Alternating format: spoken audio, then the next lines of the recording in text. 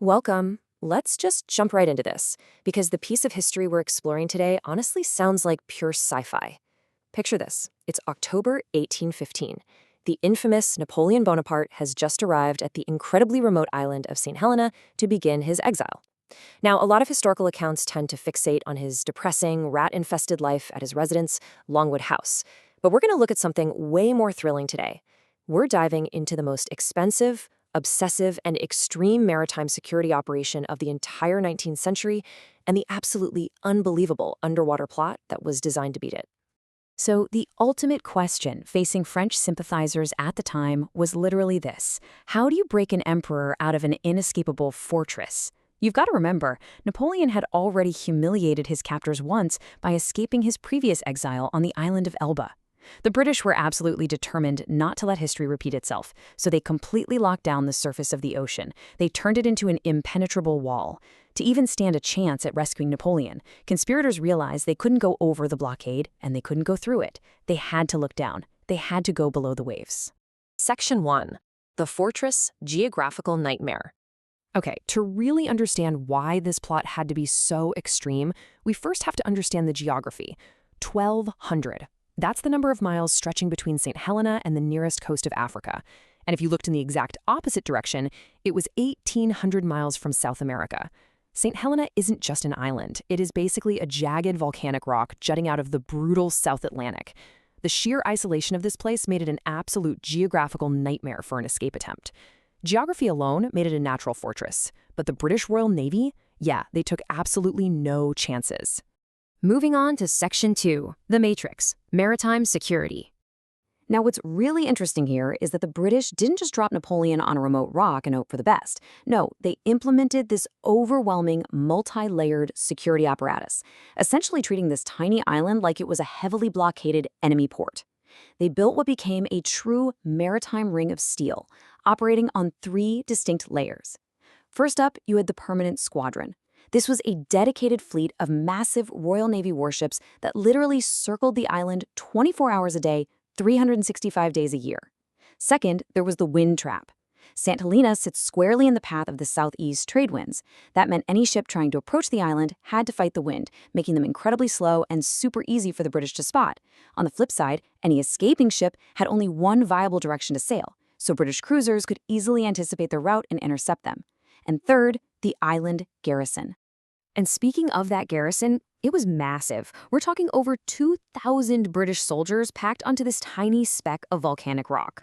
And to back them up, heavily armed artillery batteries were permanently pointed out to sea, covering every single conceivable landing spot on the coastline. There was literally nowhere to dock a ship without staring down the barrel of a British cannon. So, when you combine the permanent naval squadron, the predictable trade winds, and thousands of armed troops on the cliffs, well, the conclusion was pretty stark. Approaching the island unnoticed by a conventional sailing ship was mathematically and geographically impossible. The traditional rescue route was just completely closed off, which is exactly why Napoleon's fiercely loyal sympathizers had to abandon conventional thinking altogether. Section 3. The Mastermind and the Plan, a steampunk plot. Right, so in the years following Napoleon's exile, this incredible, almost steampunk-style plot starts cooking in the shadows. French sympathizers needed someone who operated entirely outside the bounds of conventional naval warfare, and they found their guy in Thomas Johnstone. Johnstone was the ultimate rogue mastermind. He was a notorious British smuggler and privateer, but more importantly, he was a total pioneer in the emerging field of underwater warfare. He had actually worked right alongside the famous American inventor Robert Fulton on some of the world's very first torpedoes and early submarines. He had the exact, incredibly rare skill set needed for this crazy heist. So, the crucial point here is this staggering sum, 40,000 pounds. That was an absolute, unimaginable fortune in the 1810s. And that was the reported bounty offered to Thomas Johnstone by the French conspirators. His one task? To design and build a primitive rescue submarine capable of slipping past the greatest navy on Earth and bringing the Emperor home. The plan they came up with was just audacious. It reads like a 19th century Ocean's 11. Here's how it was supposed to go down. First, a conventional sailing ship, the mothership, would sail just as close to the British exclusion zone as it safely could.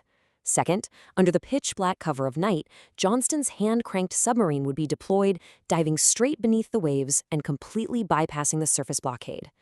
Third, navigating underwater, the sub would surface precisely at a prearranged, sheer cliff face on the coast. Fourth, a mechanical bosun's chair, basically a rigged pulley system, would be hoisted up the cliff to Longwood House, where Napoleon would be lowered directly down into the waiting submarine. Finally, step 5. The sub dives back under the blockade, reunites with the mothership, and they set a course for the United States. Boom! Freedom!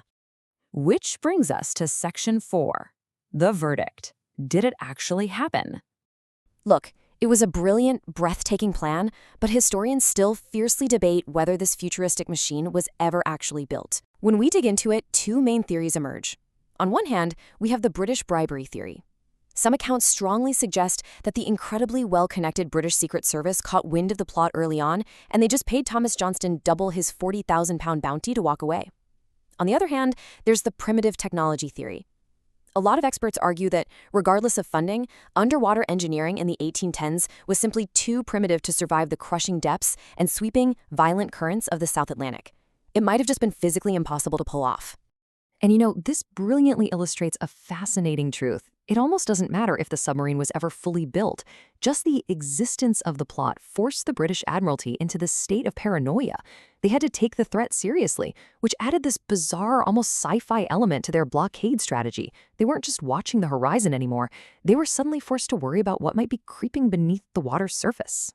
Ultimately, the whole submarine threat really cements the harsh psychological reality of Napoleon's final years on that rock. As the source material beautifully puts it, his true jailer was not the British governor, nor the soldiers outside his door, but the terrifying, unyielding expanse of the ocean itself. It was an invisible wall of water that no amount of genius and maybe no amount of 19th century engineering could overcome. Which leaves us with this final, incredibly provocative question to think about. If the ocean was truly the only thing holding him back, what would have happened if 19th century submarine technology had been just a little bit more advanced? I mean, how close did history actually come to a second, world-shaking comeback from Napoleon Bonaparte? It is definitely a fascinating what-if to turn over in your mind. Thank you so much for joining me today on this explainer. Keep wondering, keep questioning, and I'll see you on the next one.